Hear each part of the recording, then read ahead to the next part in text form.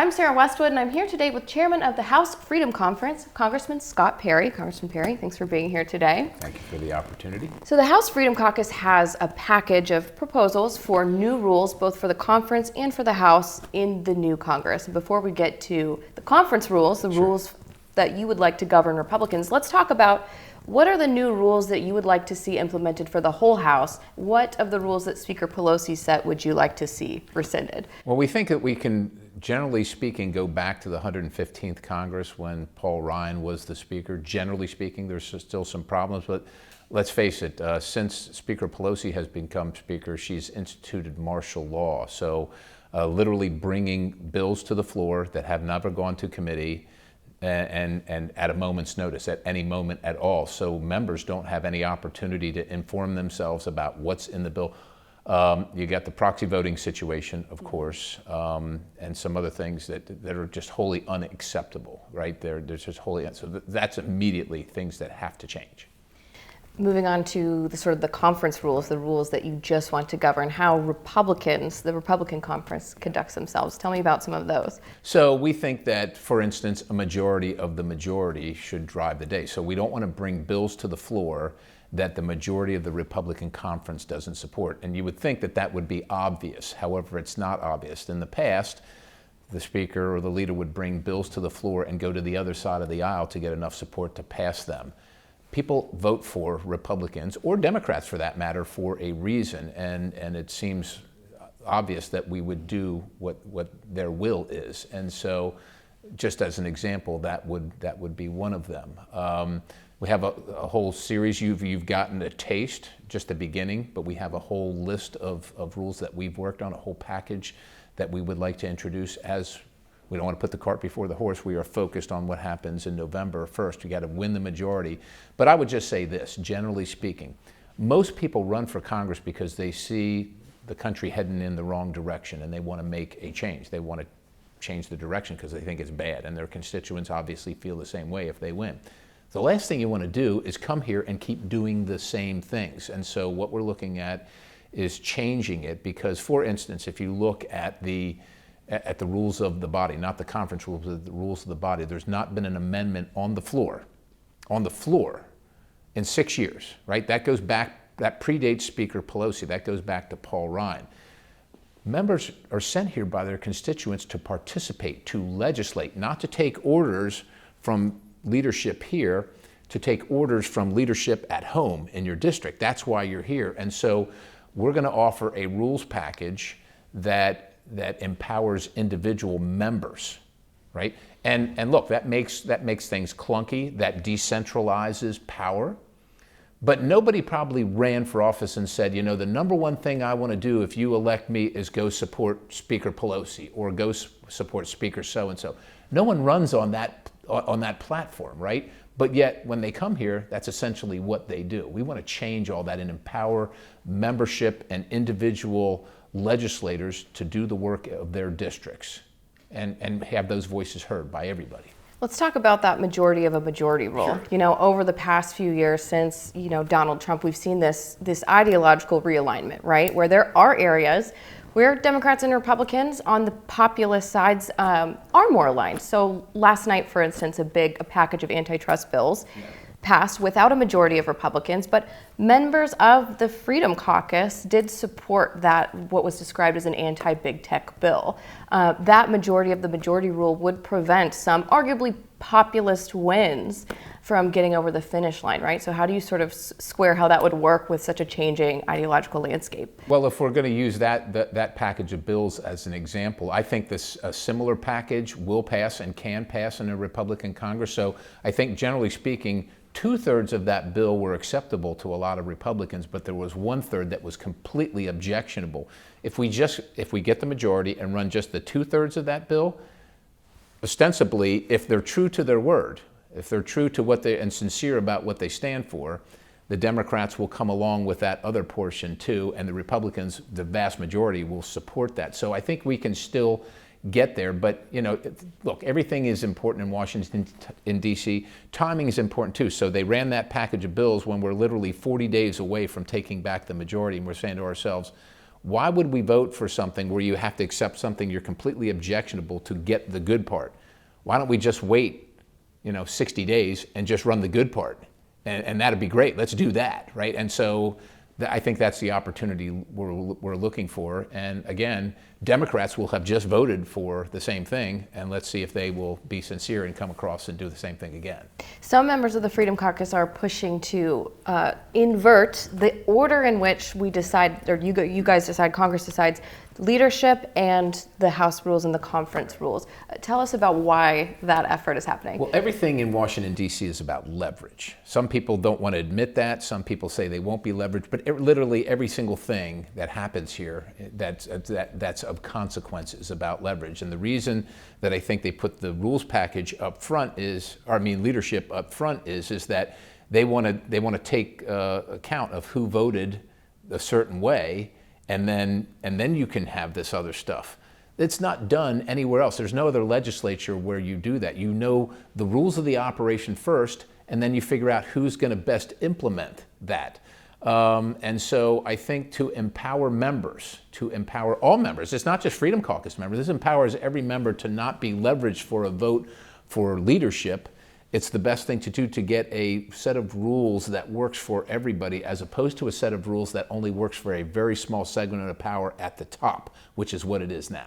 Has leadership been receptive to the idea of doing conference rules and House rules before the leadership vote? Well, we've had conversations about it, but it's been a little disappointing that we haven't gotten to a resolution on that yet. And look, we are all focused. Every single one of us is focused on winning the majority, because nothing can change in Washington, D.C. Unless we do that. So we are all focused on that. But we also know that very quickly thereafter, we're going to have to consider leadership and rules. And so we wanted to start the conversation now. And so, yeah, I'm sure that there's some objectionable things to some folks. That's fine. We're offering a portion of a rules package. We have more to follow. And everything is about compromise as well and leverage. We're willing to give some things, but we want to be in the conversation. And again, this isn't just empowering Freedom Caucus members. This is about empowering a diverse Republican conference, diversity from, on every spectrum of society. And I think if each individual member looks at it that way and say, how can I best represent my district? Again, I'm not going to go home to my district and say, you know what, you sent me there to vote the way the whip told me to vote. No one says that.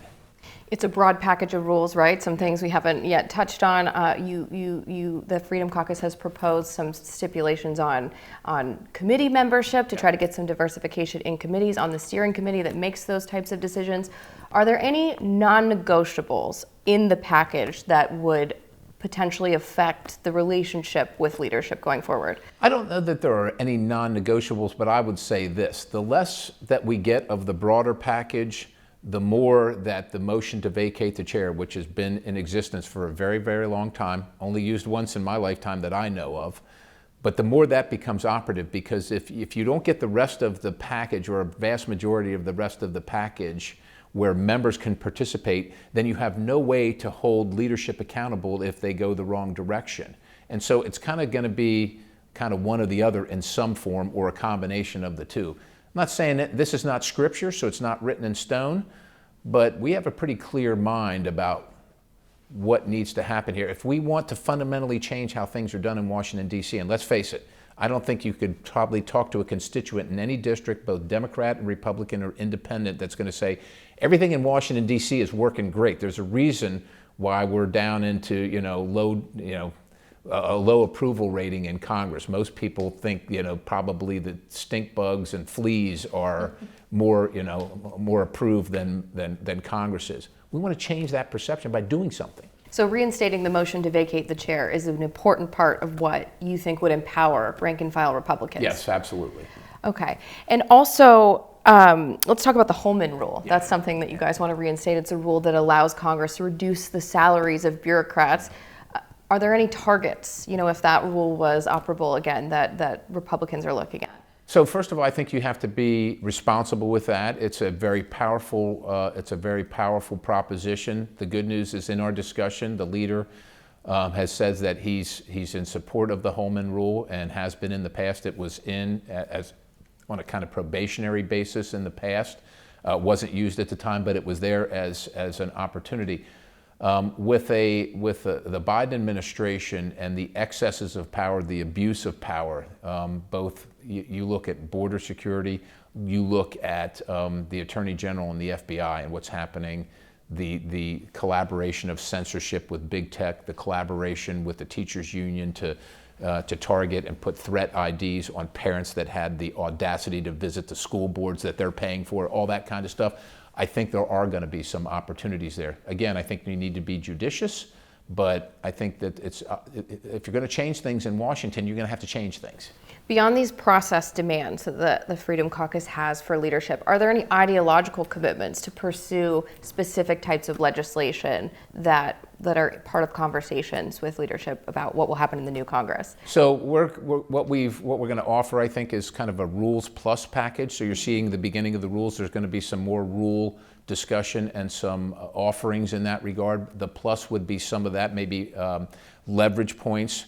You talk about the National Defense Authorization Act. You talk about the debt ceiling, appropriations bills, farm bill. Some of those big opportunities. We are going to look for some way. You know, as you know, we're looking at potentially winning or not winning the Senate. But in either case, the president's still going to be there. So likely, the president's not going to be interested in signing bills that come out of a Republican House. So how do you make that happen? How do you make the impact? And so we're going to have, and we are interested in having a conversation about those leverage points and tying them to policy.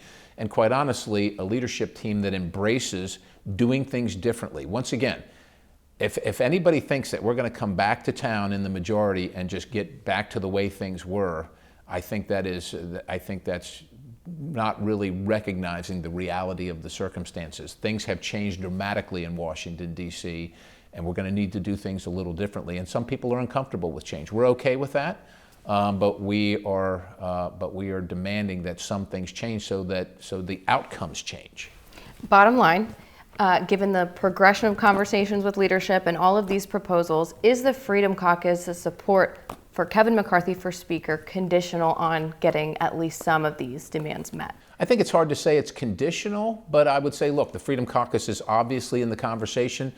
The conference is going to decide who the speaker is, and right on down the line, right? The conference is going to decide that. I think from our viewpoint, though, we're interested in supporting leadership candidates from speaker right on down that are interested in not only having the conversation, but are committed to making some of these changes. And they don't have to be all our changes, and they don't have to be all of our changes. You know, the changes can come from elsewhere, and they don't have to be all of ours. But if you're only committed to doing things the way they've always been done, I don't think that's going to be acceptable to the American people. And we've heard that message loud and clear when we go back to the districts. No one's coming to us and say, boy, we're electing you just to maintain the status quo. Not one person says that to me. So the Freedom Caucus is not necessarily committed to Kevin McCarthy for Speaker. It just depends on how November shakes out and how these conversations shake out. Well, let me tell you what I think, generally speaking. I can't speak for every member of the Freedom Caucus, but I'm the chairman.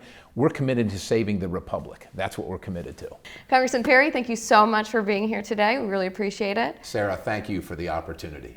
I'm Sarah Westwood from the Washington Examiner, and you can get more political reporting at washingtonexaminer.com.